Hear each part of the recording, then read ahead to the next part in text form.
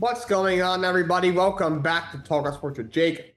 Hope we're doing well. Let's once again start with the MLB standings, and we got some football to talk about before we close out the show. American League East may go down to the wire. So Toronto has lost their last couple, lose series to the Rays, 89 and 664 in the year. But Yankees playing good baseball right now, taking advantage of a soft schedule to finish off September. They are just 3 games behind Toronto right now in the American League East.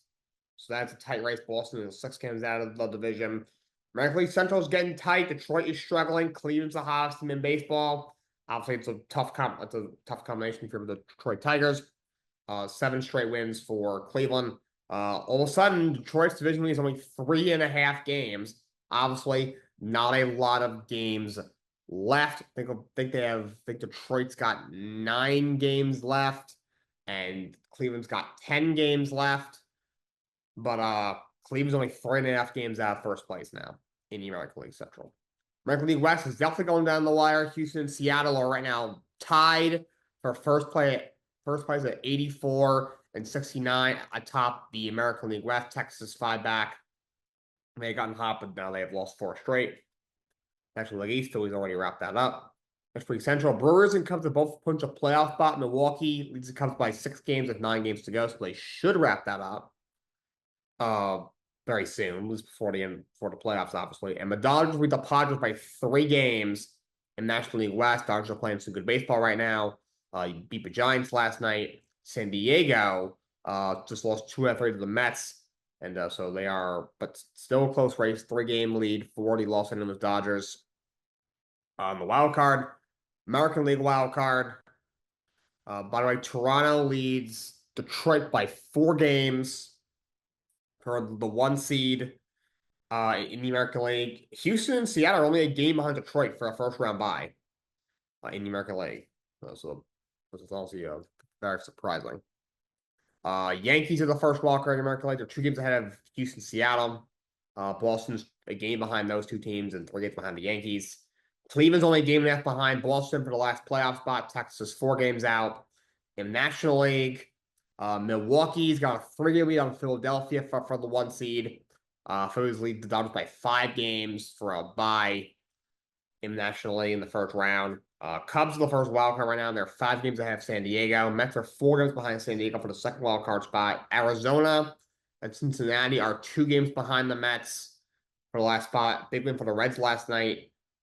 Complete game shutout from Hunter Green. San Francisco lost last night to the Dodgers. They were red hot, and they've definitely cooled off a lot. And they are now 3 games out of a playoff spot. St. Louis is 5 out. They haven't been playing very well. They're 5 games under 500. The Miami Marlins, 7 games under 500, have been playing good baseball lately. They're technically still alive. They're 6 games out, but obviously a long shot for the Miami Marlins. Before we move on to talking about Thursday Night Football, congratulations to Clayton Kershaw. He has announced his retirement from Major League Baseball. He's going to be retiring after the 2025 season, one of the greatest starting pitchers of all time. Maybe the best pitcher of his generation, as many great starting pitchers of his generation has had. 11-time All-Star. He won, I think, 3 Cy Youngs. He won an MVP in 2014, one of the best years a starting pitcher has ever had. 5 ERA titles, 2 World Series rings. Yes, he had 1 that came in the pandemic, and last year he was unhealthy for the entire postseason, but does have 2 championships. The most accomplished pitchers ever. Guys pitched, what, 0-18 for him? He's got 2.54 career ERA. Just still a great pitcher as well. Obviously, injuries have really hampered him these last bunch of years in his back end of his career, but he's got like a 3.5 ERA at 38 years old. Playoff numbers overall, was never a great postseason pitcher, but 2.54 ERA in the 18-year career is absolutely insane. One of the greatest starting pitchers ever, and he will be retiring after the season is over. Bills beat the Miami Dolphins on Thursday Night Football, 31-21.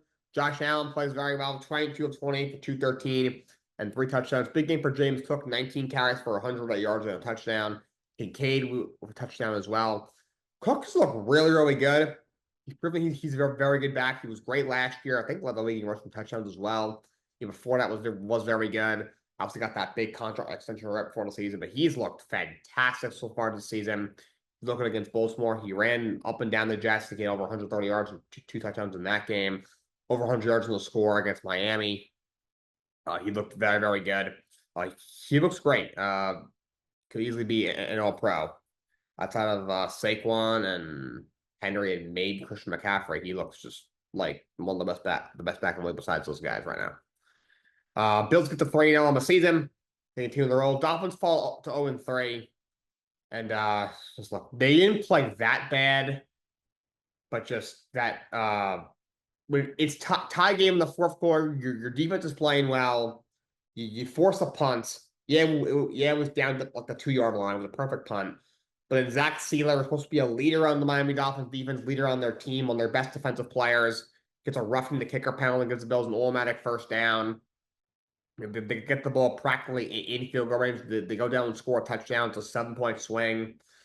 And that interception from Tua was brutal. That reminded me of when you play Madden and you run like a quick slant or a shallow cross. And like a guy, he's like just like a half an inch in front of the defender. Like, oh, if I do a bullet pass, I can squeeze it in there. As you throw it, the linebacker kind of like glitches in front of the receiver, and as you hit the button, you're like, no, and he gets picked off. Like that was bad. I don't know how you didn't see that linebacker right there. Really bad interception that pretty much iced the game. Bills were able to run out, basically run out the clock, getting field goal range. Matt Prater, game sealing field goal, about 25 seconds left. Bills win by 10. Dolphins did keep it close for a lot of the game. They were winning at points throughout the game. It was tied 14 apiece at the half, but just costly errors and just I can't believe it. How you take a roughing the punter penalty, roughing the kicker penalty, and a tie game in the fourth quarter when your defense is getting stop after stop. It just like I don't know how he does that. Mike McDaniel is a god awful head coach. His press conferences, like at first, like when he first took a job, they were goofy, but at least they were funny and made people laugh. And he was clear he was kidding. Now it's just like lifeless. It's just like, dude, like almost wants to put out his misery and get fired. But yeah, Dolphins are 0-3. Rough start for them. I don't see how much should come to this season. I would not be surprised if Tyreek Hill gets traded by the week 8 trade deadline. And Tua, he's just not that good. It's simple as that. Like he does not have a good arm. I'm always lefty, could be an illusion. It's weird. He doesn't have a great arm. He does not have a great deep ball. He's not that accurate if it's not a quick slant or a simple out route. You're not that accurate. The athleticism really isn't there. He's just had so many injuries, or he almost like he's afraid to run, which I can't even blame him. The guy's like 5 concussions. Hell, he had a really bad broken hip when he was still at Alabama, like 5 or 6 years ago. So I don't see how they could deal from that much longer. That contract might be the worst contract in football. Was it 4 years, over $200 million, $210, $220 million? It's bad. Miami Dolphins fans tried to hype that up. That was a good deal. No, stop it. Horrible contract. Dolphins fall to 0-3 on the season. They look really, really bad. But to finish things off, first I'm going to do my top 5 takeaways from the NFL season through 2 weeks plus the Thursday football game in week 3. And then we're going to do game picks for college football. So let's finish up this segment with, again, my top 5 NFL takeaways. Number 5, the Tampa Bay Buccaneers are a legitimate contender in the NFC. We all know, at least I think we all know, that they are the best team in the NFC South. No, the Atlanta Falcons haven't looked horrible. The Packers look better, but I do think they are the clear-cut best team in that division still. They look really good. Baker Mayfield continues to get better and better each year, each game. He's become really clutch. They have a really good running game. Bucky Irving is really good. But Rachaad White has played very well. He's a good pass catcher. We all know what Mike Evans brings. Mecca Ibuka, first-round pick for them, has looked really good. They're going to get Chris Godwin back in the next couple of weeks. He's an elite-level receiver. Their offensive line is banged up. You lose your right guard Cody Mulk for the year. One of your tackles, your right tackle Lou Goedeke, is hurt. It's going to be out for a while. He will be back eventually. They do have some injuries on the offensive line, which was one of the strongest parts of their team. That being said, it's a team that doesn't like to run the ball. You have a lot of talent offensively. Defensively, again, another injury. You lose Kalijah Cansey, who's a big part of that top tier run defense, but still Vita Vea in the middle. It's still a talented defense. You have a good veteran, Levante David, at linebacker. Jamal Dean's a great corner. Bulls, I still not buying Todd Bowles as a legit head coach in this league. I don't think he's a great head coach, so he's gotten a little bit better uh, since he left in second since he left the Jets. His clock management has been really poor over the years, but he's become a bit of a better leader. And obviously, he's had a lot more success in Tampa than he has the Jets. But this Tampa team looks really, really good. Every other kind of like they win 9, 10 games, take advantage of a weak division, usually lose in the first round, even at home. But this year, I don't know. This could be where they are truly a legit contender and not just getting lucky that they're in a really bad division. Number 4, Matthew Stafford's back is fine. I didn't think it was that much of a problem.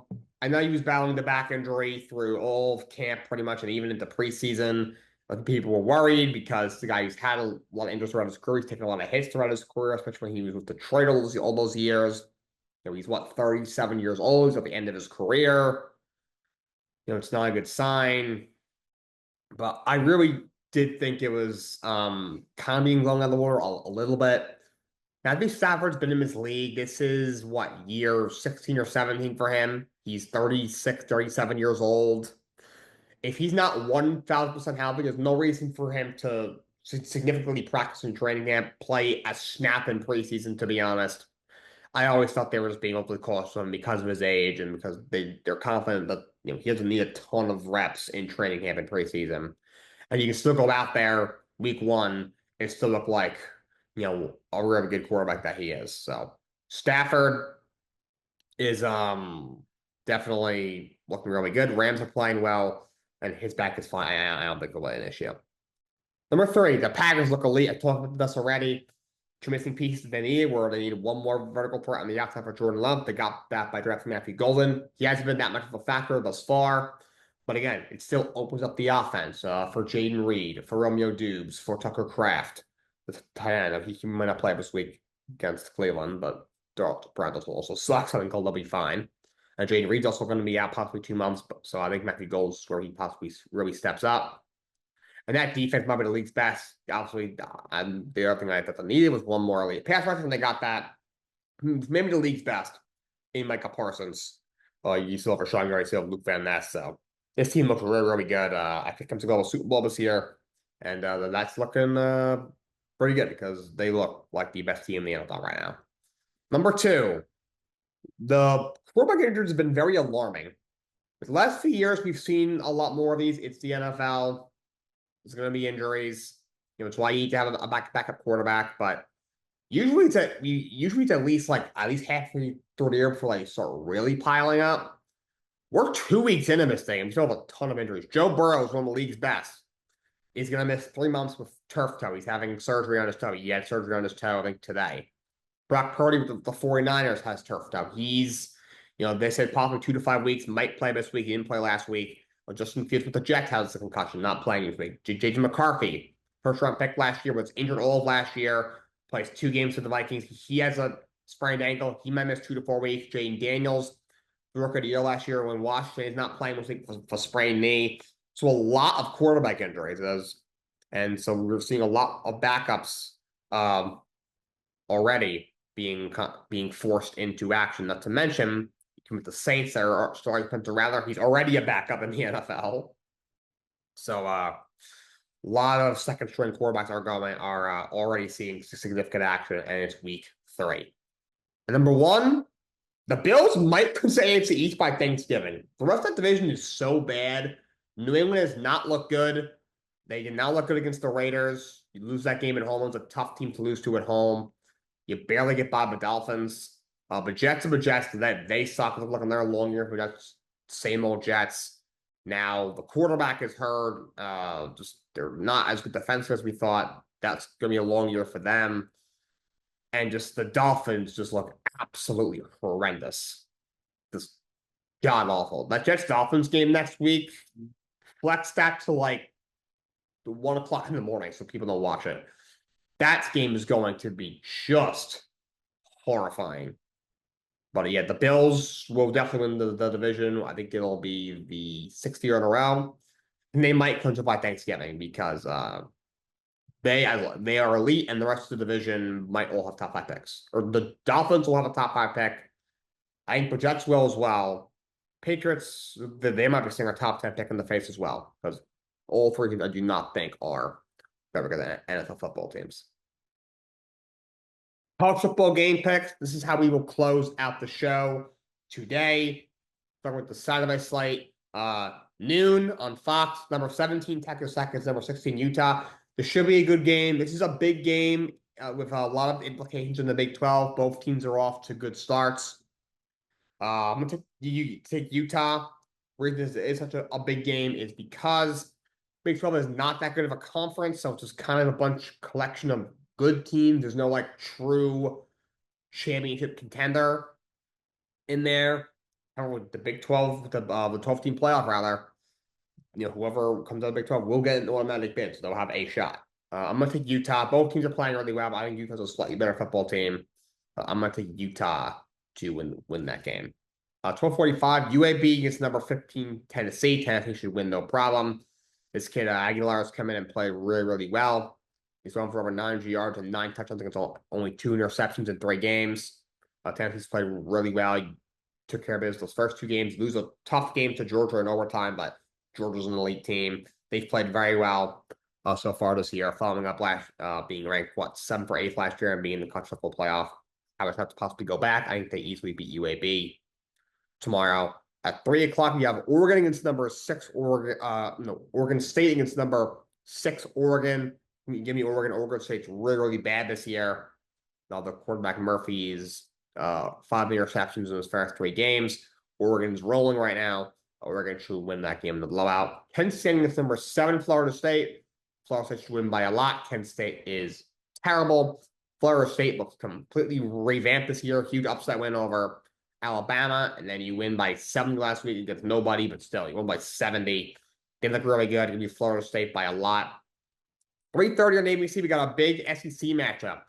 Number 22, Auburn against number 11, Oklahoma. I'm going to take Oklahoma. Their new quarterback, Mateer, hasn't looked overly crazy this year, but overall has gotten the job done. Oklahoma looks really good. I think they beat Auburn in this game. Then at 3:30 on ESPN, it is Tulane. It's number 13, Ole Miss. Could be a little bit of upset watch. Ole Miss doesn't have a great passing offense. However, they have a very good rushing offense, and these are to their advantage, and they defeat Tulane in this game. Number 21, Michigan against Nebraska. So this is an interesting game. So Dylan Raiola, who's really cringe with his Mahomes doppelganger act, he is playing really well. 829 passing yards, 8 touchdowns, no interceptions. Nebraska is 3-0 to start this year. Michigan's 2-1. Obviously got a true freshman in Bryce Underwood starting at quarterback. A lot of people were saying, oh, Michigan could be a title contender again. A lot of us normal people were like, maybe 10 for expectations. They won't be 4-8 again or 5-7. But they could be 8-4. Let's not pretend like they're going to be 10-2 and win the Big Ten or something. They'll be 8-4, and they could be in a decent bowl game. This isn't saying a lot. There's like 40 of them now. My least favorite podcast of every year is probably when I have to read off all the bowl games when they all got officially announced. It's like 40 of them. It takes me like 12 or 15 minutes. I hate it. I'm not gonna lie. I'm not gonna lie, guys. But back on track. Michigan and Nebraska. This should be a good game. Big 10 applications for this one. I'm going to take Michigan. I'm a little pessimistic with this pick. It's should be a close game. Michigan's only favored by 1.5. I think Michigan gets the job done and beats the Cornhuskers in this game. Still in the 3:30 slate. Purdue is number 24, Notre Dame. I got Notre Dame in this one. Notre Dame is an interesting spot. So terrible start to this year. Just start off 0-2. You've lost 2 heartbreakers. It looks really bad right now. They don't have another ranked team the rest of the way. However, that does mean they could run the table and go 10-2. And if you're 10-2, you give yourself a really legit shot of getting into the first 12. However, you think, all right, the only 2 real teams you played, you lost to. Not good luck. So Notre Dame is going to have to run the table to even have a snowball chance of not getting into the first 12, down to 24 from the country. They'll be Purdue. Purdue is not very good. Temple at number 18, Georgia Tech at 4:30. It's on the CW. Give me Georgia Tech in that one. They look very good this year. They are a really good team. People come sleeping on them all year. Haynes King is a fantastic athlete. They should be Temple without much of an issue. Number 23, Missouri against South Carolina. You know, I'm going to go with the Gamecocks. They had a tough loss last week to Vanderbilt in a big upset. But I still think they are a good team. Missouri has played pretty well. I don't think that they're overpowering by any means. I'll take South Carolina in an upset in this one. Florida against number 4, Miami. I don't see how this game is all that close. Give me the Hurricanes. Miami's looked really good. Carson Beck has played very well. Over 800 yards, 7 touchdowns against 2 interceptions. They've not fallen off as much as I thought they were. We're right now they're ranked 4th in the country. Florida looks absolutely horrible. Graham Mertz absolutely sucks. Miami, favored by 8.5. They did definitely cover that. Give me the U, especially at home. Same time, different network on NBC or Peacock. Number 9, Illinois against number 19, Indiana. This could be the game of the week. Big game in the Big Ten. I'm going to take Illinois. I know Indiana is favored by almost a touchdown in this game, which is a bit surprising, but I think Illinois is a really good team. Outmeyer's got over 700 yards and 8 touchdowns, no picks so far this year. I'm going to take the Fighting Illinois to win this game over the Hoosiers. At 7:30, Georgia State against number 20, Vanderbilt. Give me Vanderbilt. You know, at some point, this low run probably wears off, but they look great so far. Obviously, last year you were better than usual. Huge upset over Alabama last year. But right now, you're ranked 20th in the country. You're 3-0. You're playing good football right now. Give me Vanderbilt to take care of business against a very bad Georgia State team. 7:45. Southeast, I think that is Louisiana against number 3, LSU. It's not even a line for this game. I don't care. LSU is going to win by probably 40 or more. They are elite this year. I've never even heard of a team that they're playing from some bum-ass team from Louisiana. At 8 o'clock, Sam Houston against number 8, Texas. Texas should win the blowout. Arch Manning does not look great, but Sam Houston has got awful. Texas wins by a lot in that one. And then at 11 o'clock at night, Michigan State against number 25, USA. This is a pretty important game. So Michigan State, they've been bad for a few years now. They've obviously had a lot of issues with that program. Jonathan Smith is on the hot seat for sure. They're 3-0. They're playing a USC team that is better than you. They're ranked 25th in the country right now. I don't see Michigan State winning. I'm taking USC to win. I'm not sure they'll cover 18.5 points, but I am taking USC to win the game. I think if this game is really bad, if it's really ugly, I think Smith's seat gets scorching hot. If it's relatively close, I think it'll stay as warm as it is, which is relatively warm. But I do think USC takes care of business and win this game against the Spartans. That's all I got for you guys today. Have a great weekend. Till next time. So long. Have a great day.